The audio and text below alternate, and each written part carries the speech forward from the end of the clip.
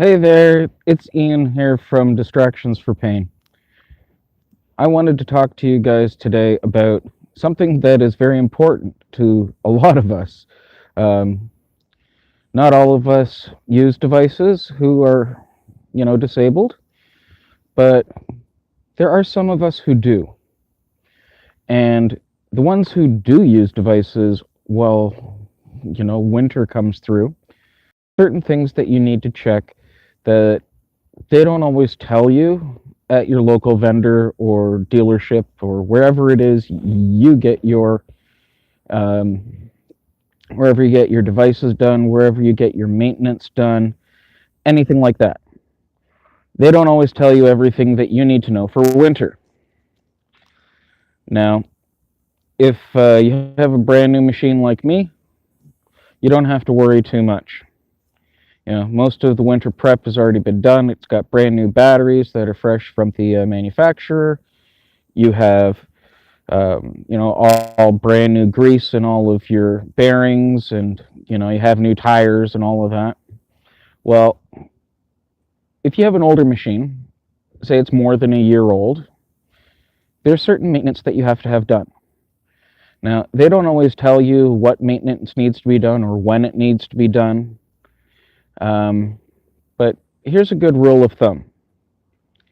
About every 6 months, or if you have a desulficating battery charger at home, like I do. I have one that does a 15 amp decycle, 15 amp plus a deep cycle charge, which will help to cook all of the scale that gets on the plates on the inside of your batteries, helps to clean them all up so that you regain your long-term usage and you can extend how far you can go with your device.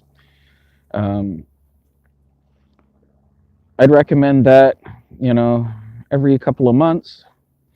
If you don't happen to have one of your own, and it's not a very big investment, it's only about $100.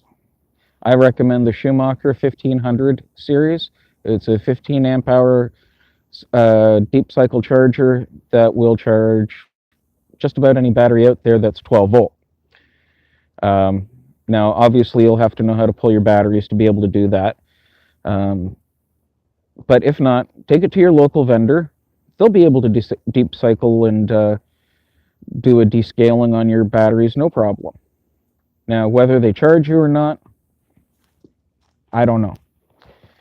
Now, let's just say that your tires are, a couple years old. You might want to check them, or at least take them to somebody who knows about it to see if you need to have your tires changed. If your tires are older than 5 years old, which is very unlikely because tires get used up fairly quickly, I've found after about 2.5, maybe 3 years, you're looking at changing a set of tires. If you have air tires, make sure you keep them inflated, or else you're going to have a problem when you go outside because cold air will compress your tires. If you have solid wheels like me, you really don't have much to worry about as long as your tread is good. So keep an eye on your tread. um, Big thing, if your battery, like I know we've already spoken briefly about batteries, but there's another thing that a lot of people forget about batteries. When you go outside in the freezing cold weather, it will reduce the amount of battery power that you have. Perfect example, you start off with a full battery right now. You take it off the charge, you go outside, everything's all, hey, excellent, wonderful. Well, after about an hour, hour and a half out in the freezing cold, your batteries will start to freeze. Once they reach 0 degrees Celsius or 32 degrees Fahrenheit, they're going to reduce in capacity by about a third, I would say roughly, without thinking too hard about it. Once you get to 0, like, really cold, it's going to reduce it by about, 2/3 roughly. I had an experience last year where I had a full battery in my power chair, and it went to half battery in about 30 minutes of being outside. The temperature, if I remember correctly, was about minus 40 degrees Celsius, 35, 40. And it sucked the battery completely dry. By the time I got to my destination, I had about maybe 20% battery. So make sure that you keep an eye on that, because if you don't, you're going to get stuck and you're going to get stranded. I figured that day on that particular device, I think it was only about maybe 5.5 kilometers I got out of a full battery, where I normally got about 25 to 27 kilometers out of that battery.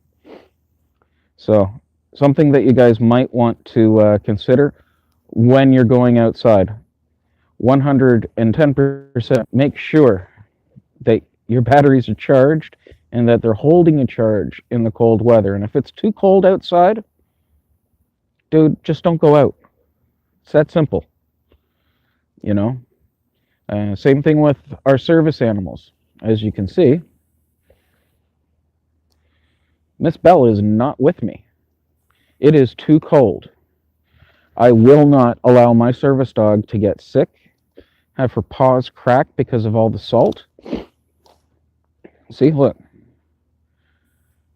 We've hardly had any snow here in Hamilton, and there's a big pile of salt there already. Everybody has to pay attention. Let it be to your service animal. Let it be to your device. You got to make sure that things are kept up on and that you take care of yourself. As you saw, I've got a blanket wrapped around my legs because I have very poor circulation in my legs due to the CRPS, as well as the nerve damage, and they're always cold to begin with, so if I can keep them a little bit warmer, I will. But we got to take care of ourselves, and we have to take care of the things that take care of us. So on the cold days, keep your service dog at home. Make sure your machine is fully charged and your batteries are still good before the winter hits, before it gets too cold, because if you don't, you might get stranded.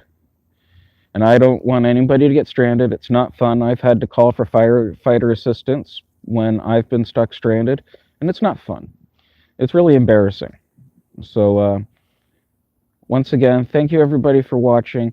Make sure that you click the subscribe button. If you haven't subscribed already, make sure you hit the notification bell so that you know when we do our uploads. And if you like the video, please hit the thumbs up. And please share as much information as you can with your fellow sufferers, with other disabled individuals, so that we all are prepared for winter. We'll catch everybody later. Stay tuned for the next upcoming videos. For the moment, we are going to be doing more live videos than we are going to be doing our normal full edited programs because, well, at the moment, we're still in the process of getting from one place to another. And a lot of our equipment kind of got packed up by accident. So we're going to do what we can. We do have some small videos that I have tucked away that I'm going to be releasing over the next couple of days. So please make sure to hit the subscribe button so that you know when we get those videos up, okay? We'll talk to everybody soon. Be safe, stay warm, and remember, take care of your device, take care of your service animals, and don't forget to thank your caregivers, because without them, most of us wouldn't get around. Peace.